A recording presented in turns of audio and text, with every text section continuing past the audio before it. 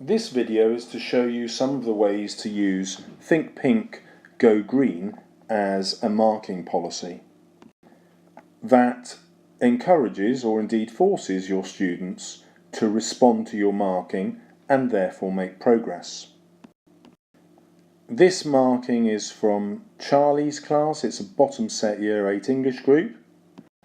You can see that the English department use a stamp for what went well and even better if. The good news about that is it minimises your marking. You don't have to write too much. It looks brilliant.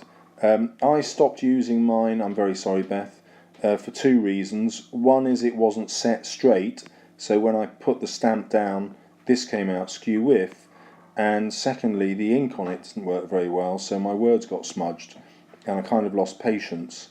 However, even if it were working brilliantly now, it doesn't quite suit my listing of what went wells, because as you've seen I need a longer list to keep track of the skills that my student is building. Charlie has introduced an extra step into her marking, dating it so that she can easily see if she's marking frequently enough to her own satisfaction or to department policy. She's also incredibly focused. Can you include a review from a satisfied customer?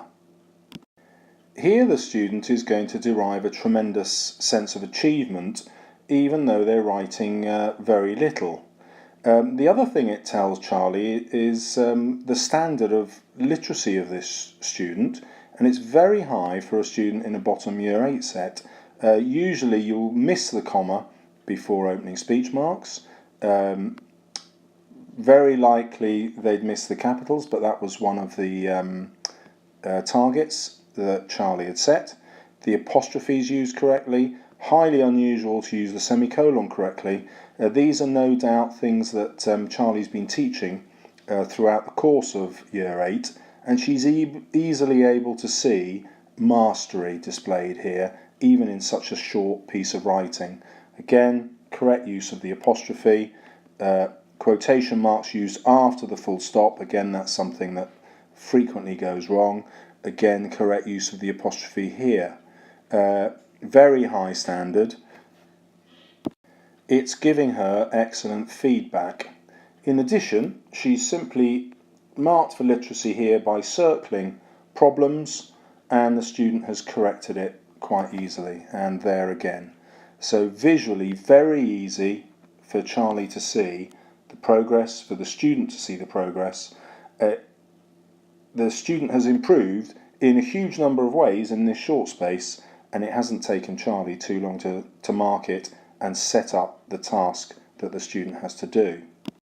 If you went away and described to someone this kind of triple marking, student does work, teacher marks, student responds, teacher marks a response, it actually might sound an insane pressure. But when you see it in action like this, it's not only manageable, it clearly leads to really good progress from the student. Here's another example from the same class. Whereas I'd highlighted in green what I wanted my students to correct, Charlie has highlighted in pink what she wants her students to think about. Think Pink. So these 1, 2 and 3 correspond to the even better if. You vary your sentence starters. How are you going to do that? Can you rewrite those 3 sentences so that they don't begin with I? And that always leads to sophisticated writing. If you look at your literacy mats at the different sentence beginnings, you'll see the request for some to start with a verb, sniffing the air as this student has here, and again started with a verb here. Characteristic of really good writing. Usually when you start like this you follow with a comma. The students grasped it here.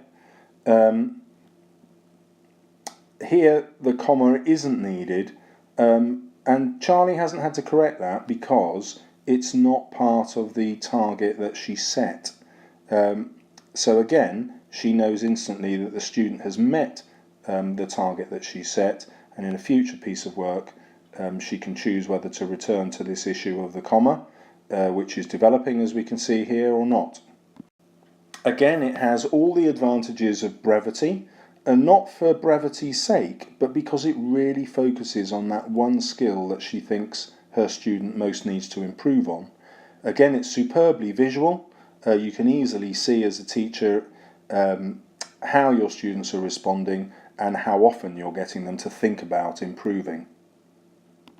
So I really hope that's been useful. I'll make another video next week perhaps, showing different uses that teachers of subjects other than English have found, because after all your subject may not involve huge amounts of writing.